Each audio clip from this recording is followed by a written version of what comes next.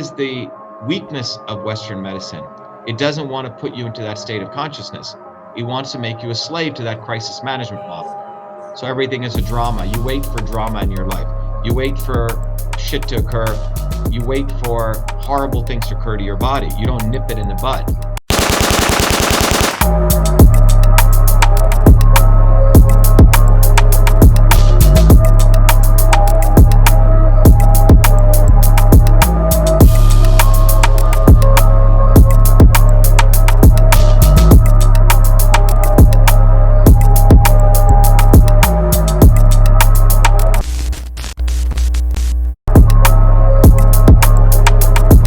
Our interview with Naz here. We're having a very, very good discussion.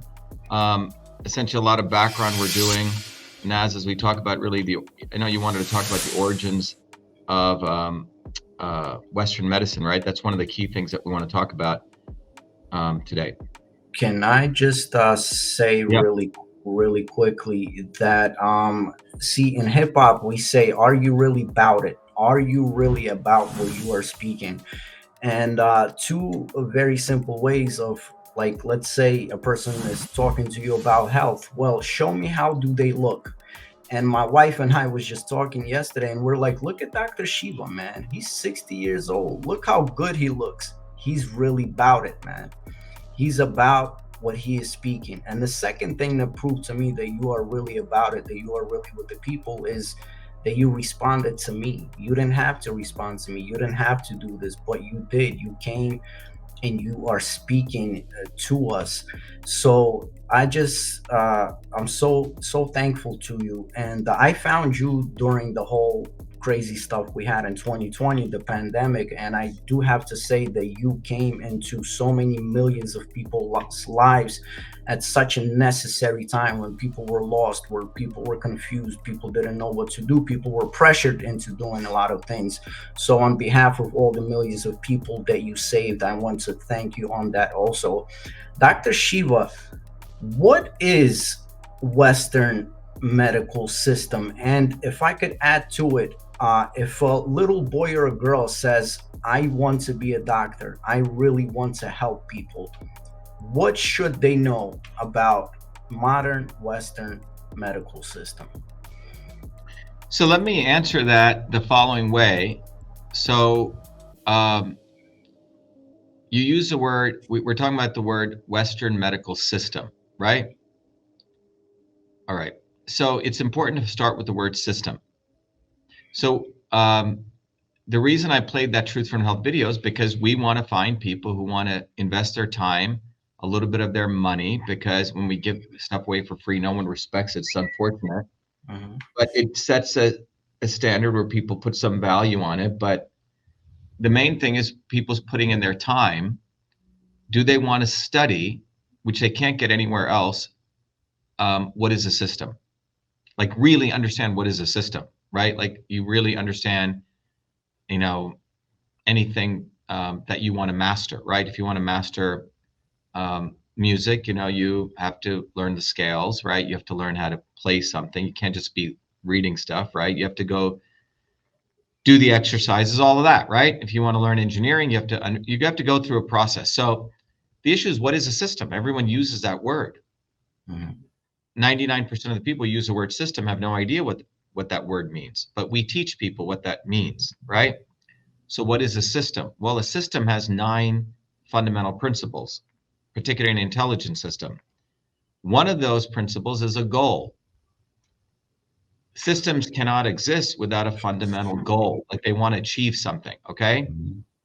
The existing system has a very specific goal: maximize power, maximize profit, maximize control for a finite set of people, who I call the swarm, okay? When I set my thermostat over there to 72 degrees, the thermostat has a goal: maintain this room's temperature to 72 degrees. That's that system's goal. Okay, it's the heating system's goal.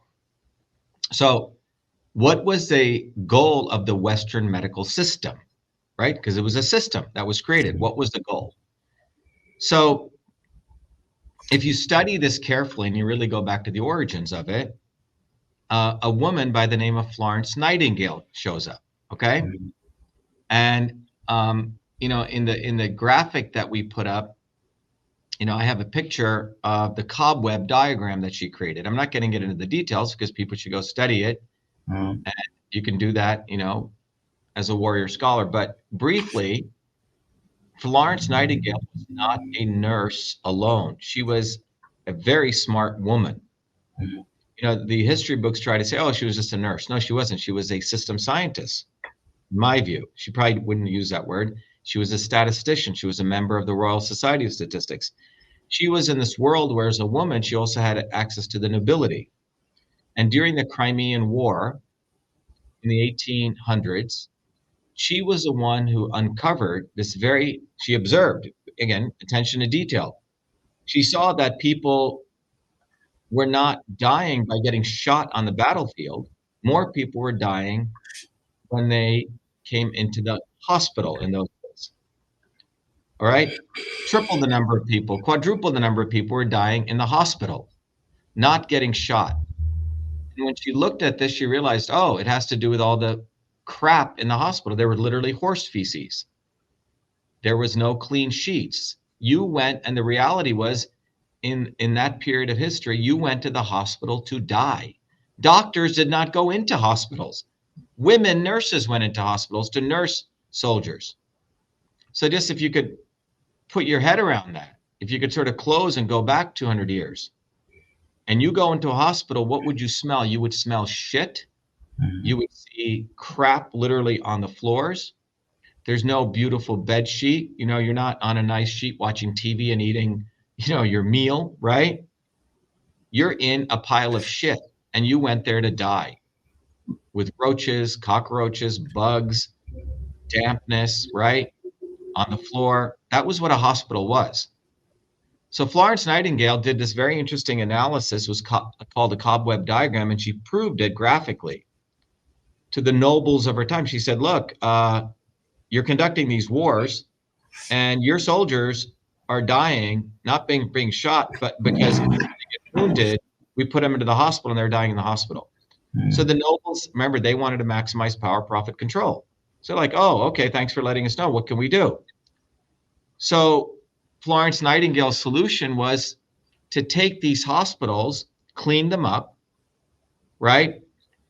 But mainly to clean them up. Why? To put the soldiers back on the battlefield. Okay, what can we do? Because they were seen as property of the nobles, right? These were poor peasants who some of them were forcibly put into war. Some of them were mercenaries to fight. So if you have one soldier who's dying, they're saying, well, how do we maximize this opportunity? We got to get them back on the field. So Florence Nightingale had a vision of taking these hospitals and, first of all, cleaning them up, right? So they started cleaning the floors. They brought in sanitation ministers from England who, started putting in sewage and eliminating the horse feces and, cleaning up the places, making them like a reasonable place that you're not going to die. And her vision was that these hospitals would become research centers. People would test new pharmaceuticals and new drugs and clinical research, right? She had this long vision. Mm. The origin of Western medicine was to put a soldier back on the battlefield. And you came into a hospital because you were under a crisis. Your arm was blown off, right? Your eyes were blown off. You got your liver is blown off. And you came into these hospitals, and these hospitals were places for crisis care, for crisis management. They weren't places you went to say, oh, doctor, I want to lose a little bit of weight, and can you help me out? That's not what a hospital was for. Oh, I want to eat a little bit better, and I want to put some muscle mass on. That's not what a hospital was for. It was about a crisis situation to put you back on the battlefield. So what did they develop? Well, they developed for that condition. Today we have amazing surgery, right? Right? You get in a car accident, and God forbid every bone in your body's broken. You don't take turmeric at that point. Ginger tea ain't going to help you, right? Taking a vegan protein shake ain't going to help you. None of that's going to help you. Of course. Drinking water is not going to help you. Taking electrolytes is not going to help you, right? What you need is you need your arm sewn back off on, right? You need your bones reconnected, right? So Western medicine came from that origin to build this, frankly, this incredible capabilities to put you back on the field, right? The battlefield of life nowadays, right? In that process, they developed surgical techniques, steroids, quote unquote, antibiotics, drugs, pain medications, right? All this kind of stuff. All of that strength of Western medicine is valuable when you're in a crisis situation, okay? But remember, the goal of that system was not to support anti-aging and make you live long, right? Make you have a good life and make you peaceful and your family peaceful to extend lifespan. That's not what it was about. The origin of Western medicine was to put soldiers back on the field. So think about that thinking. You are seen as a commodity, a property that needs to be put back on the field. So the entire healthcare system today follows that model. Something happens to you, you go to the doctor, they got to get you back on the field, right? Okay, we're going to give you this drug, we're going to give you this antidepressant, we're going to give you this statin because we got to get you back on the field, right? It's not about, it's like, if this, do this, if this, do this, because they're big urgency. It is not about saying, wow, why is he not sleeping that well, right? It's not trying to figure out, well, why are there blotches all over his skin, right? Why is he having eczema, right? Nope, take this drug. Take this drug. Well, you may have something may happen, your testicle may fall off, but that's okay. We'll deal with that with another drug. When that happens, come back here, okay? So it's crisis management. That's what the origin, and it's good for that. Let's not diss it, because obviously, if something horrible happens to you, if a Boeing 747, falls on you, something crazy like that, you want Western medicine, right?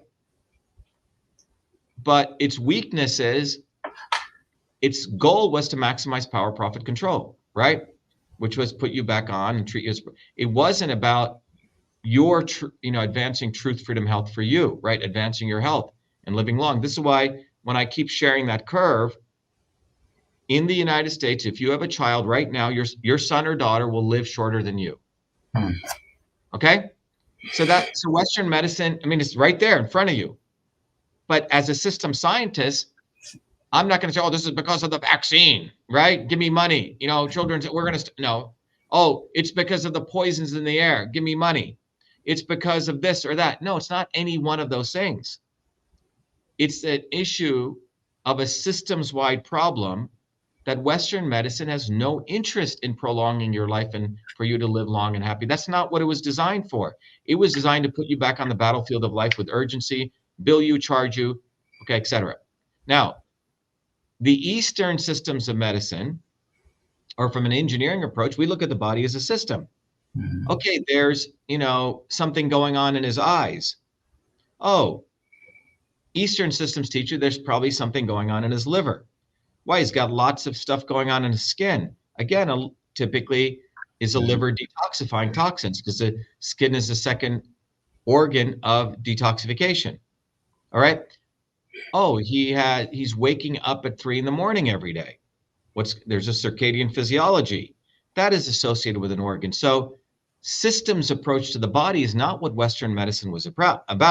It's only in 2003 did Western medicine realize, oh, we need to create a systems biology.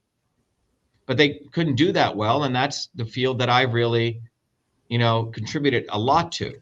And we can talk more about that. But Western medicine was designed to put you back on the field, the battlefield, fast and quick, not worrying about what problems that thing would cause. Okay, we sewed up his lungs. He'll last for a certain time, but he's going to have to, they don't worry about the side effects. That's not what the purpose is.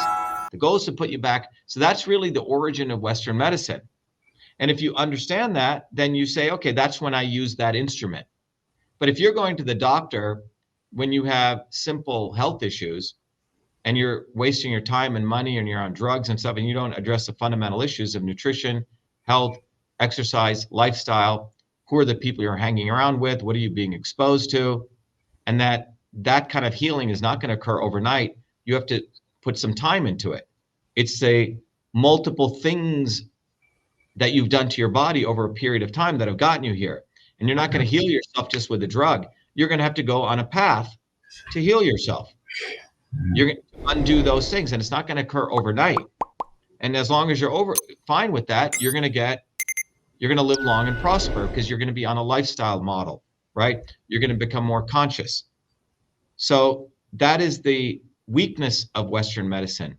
It doesn't want to put you into that state of consciousness. It wants to make you a slave to that crisis management model. So everything is a drama. You wait for drama in your life. You wait for shit to occur. You wait for horrible things to occur to your body. You don't nip it in the bud, you see? So that's the origin of Western medicine. But you have to understand that the same people who shadow ban me, right? The same people who are Joe Rogan follows me, but he will never interview me. Tucker Carlson's, the same people, Booby Kennedy's, all of these people are part of that Western medical system. Booby Kennedy wants to create quote unquote safe vaccines, right? He rails against the CDC, but in a video he says, I want full vaccination of all Americans, right? They're duplicitous. They're trying to manipulate you to still support the existing swarm. They do not want you to really think for yourself. So the same people who want to make Western medicine the cure-all and do not want to talk about its weaknesses are the same people that subjugate us and are part of that subjugation process. Because ultimately, health is wealth.